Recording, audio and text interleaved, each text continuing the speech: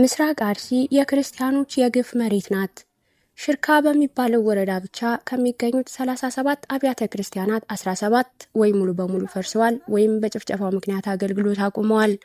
ባለፉት 2 ዓመታት ብቻ በቢታና ቀበሌ የ118 ኦርቶዶክሳውያን አባወራዎች ቤት ፈርሷል፣ ንብረታቸው ተወርሷል።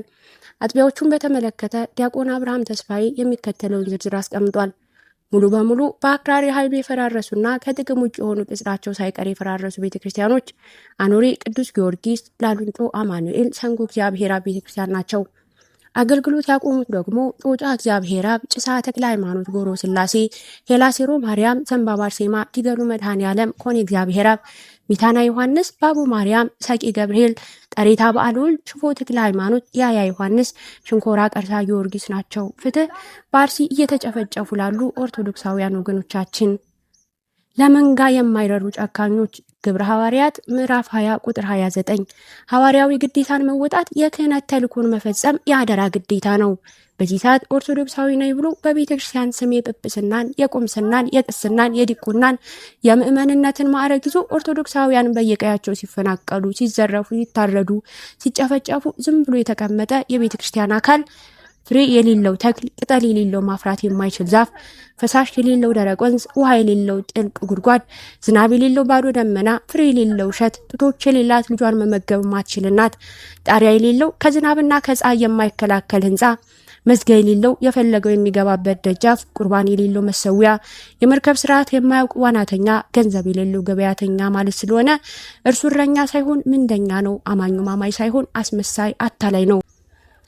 ኦርቶዶክሳዊ ውግንና ያስፈልጋል። በክብራዊ ውግንና ላይ ያላችሁ የተከበራችሁ ሊቃነ ሊቃናችን ሊቅም ክብሩም ብጹም የተባላችሁ ቤተክርስቲያን ስትኖር ነው። በእንጀራዊ ውግንና ላይ ያላችሁ መመገብ የቻላችሁት ቤተክርስቲያን ስትኖር ነው። ሰፈራዊ ውግንና ላይ የተጠመዳችሁም ኦርቶዶክስ ሰፈር የለውምና እንዲሁም እንኳን ለማውራት የበቃችሁት ቤተክርስቲያን ስትኖር ነው። ማህበራዊ ውግንና ላይ የተጠመዳችሁ ማህበራቱ የተቀደሱ የሚሆኑት ቤተክርስቲያን ስትኖር ነው። ኦርቶዶክሳዊ ውግንና ሌሎች የማይገፉ የራሱንም የማያስጠፋ ንጹህ ፍትሃዊ ውግንና ነው። በጠማማነት ሳይሆን በርዕቱትነት፣ የማስመሰል ሳይሆን በእውነት ኦርቶዶክስ ከሆንክ ኦርቶዶክሳዊ ውግንና ይኑርህ። የምዕመናን ህማም ይሁን፣ የቤተ ክርስቲያን ችግር ይሁን፣ የኦርቶዶክሳውያን ስደት ይሁን። ከሁሉ በፊት ግን ኦርቶዶክሳዊነት የተረዳ ሐዋርያዊነትን ያጸና በህብረተ ቤተ ክርስቲያን የሚመላለስ ተስፋ መንግስተ ሰማያትን የሰነቀ ይሁን። ዘመኑ ዘመነ ሰማዕታት አይደለም። ሰማዕት ምስክር ማለት መሆኑ ግልጽ ነው። ለእግዚአብሔር በዓለም ላይ ምስክር ሆነው እየኖሩ ያሉ የዓለም አኗኗር እስኪቋጭም ይኖራሉ።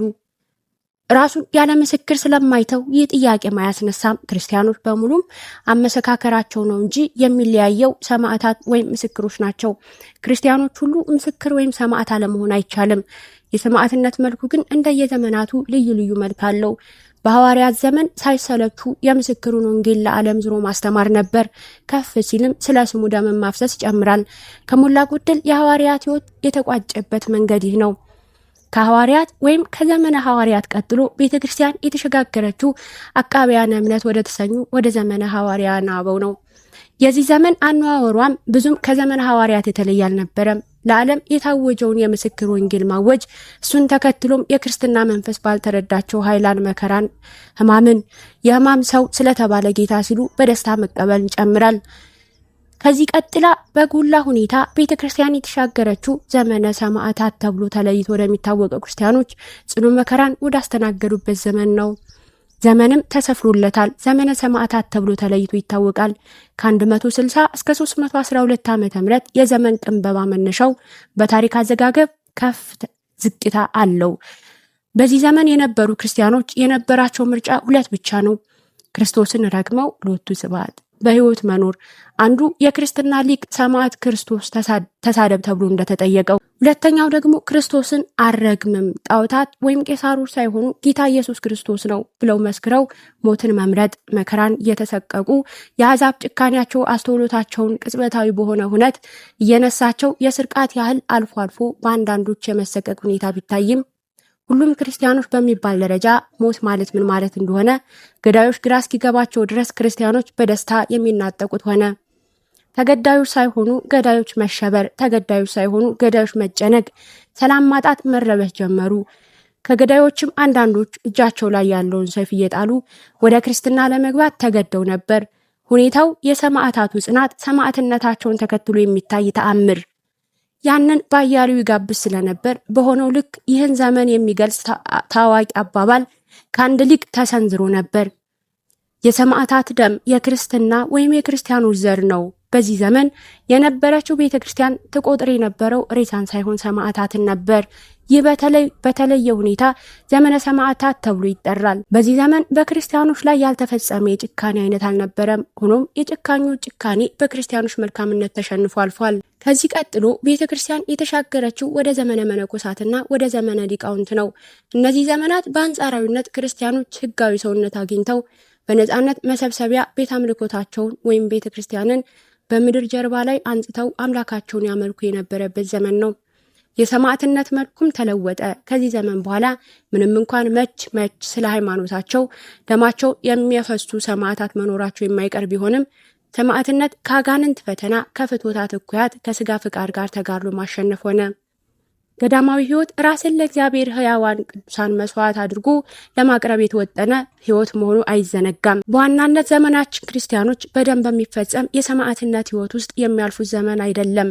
አልፎ አልፎ ይህ ሁኔታ ሊፈጠር የሚችልበት ሁኔታ ቢፈጠርም በቋሚነት ግን በዚህ ዘመን ክርስቲያኖች ከእግዚአብሔር ከሚለያቸው ከራሳቸው ስጋ ፍቃድ፣ ከዘመን መወለድ አስተሳሰቦች ከፍ ሲልም ከአጋንንት ፈተና ጋር ነው ትግላቸው።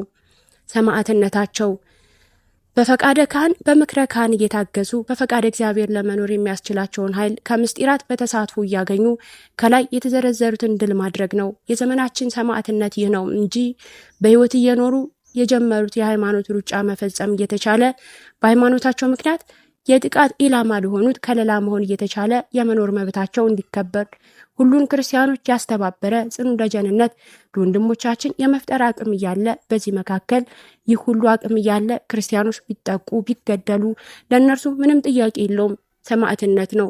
ለእኛ ግን ዘመኑ ዘመነ ሰማዕታት አይደለም። ይልቅስ ሳይታወቀን ራሳችንን ከህሊና ወቀሳ ለማምለጥ የተከለልንበት እንዳይሆን መመርመሩ አይከፋም። ሰማዕታት የመኖር እድል ነበራቸው። ያንን እድል ያሳጠርነው እኛ ነን። ለዘመነ ሰማዕታት የተጠቃቀሱ ብሂላን ማስተጋባትም ለገዳዮች የልብ እንዲሰማቸው ማድረግና ስውር ጭብጨባም ነው። ስለ ሃይማኖታቸው ደማቸው የፈሰሰ የእውነት ያለ ሐሰት ሰማዕታት ናቸው። ለእኛ ግን ዘመኑ ዘመነ ሰማዕታት አይደለም። መኖርም ሊያስኖርም በሚያስችል ቁመና ሆኖ እንጂ አጣጥፎ መቀመጥ ብሎም እውነቱ ተለምዷዊ ማስመሰል ወይም ቦታ መፈለግ በጠላት ሐሳብ ተፈጻሚነት ላይ ስውር የሆነ ስምምነት ማድረግ ነው። ራሳችንን የመኖር እድል አንንፈገው። በዚህ የቤተ ክርስቲያን ህልውና አናደብዝዝ። ፍትህ ለአርሲ ኦርቶዶክሳውያን ወገኖቻችን። ወስብሐት ለእግዚአብሔር ወለወላዲቱ ድንግል ወለመስቀሉ ክቡር። ይቆየን።